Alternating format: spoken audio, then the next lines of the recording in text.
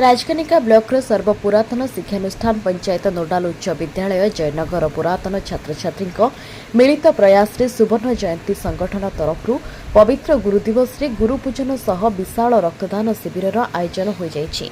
गुरुपूजन रे समस्त पुरातन गुरुजी मानकु उत्तरीय पुष्पगुच्छ और चंदन सिंदूर अर्पण पूर्वक समस्त प्राक्तन छात्र छात्री गुरुपूजन करथिले।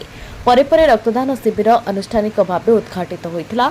संगठन सभापति हरगोविंद मढ़वाल सभापतित्व में अनुष्ठित कार्यक्रम में राजकनिका गोष्ठी स्वास्थ्य केन्द्र अधिकारी डॉ बादल कुमार महांती प्रदीप प्रज्वलन कर शुभारंभ करथिले।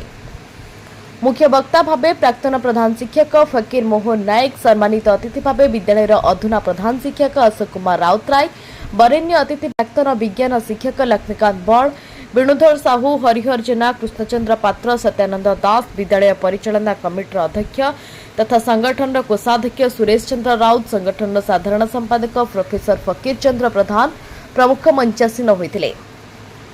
राजकनिका गोष्ठी स्वास्थ्य केन्द्र कर्मचारी प्रत्यक्ष तत्वावधान में कार्य सफलतार सह शेष होइतिला। विद्यालय बहु पुरातन छात्र छात्री रक्तदान करथिले।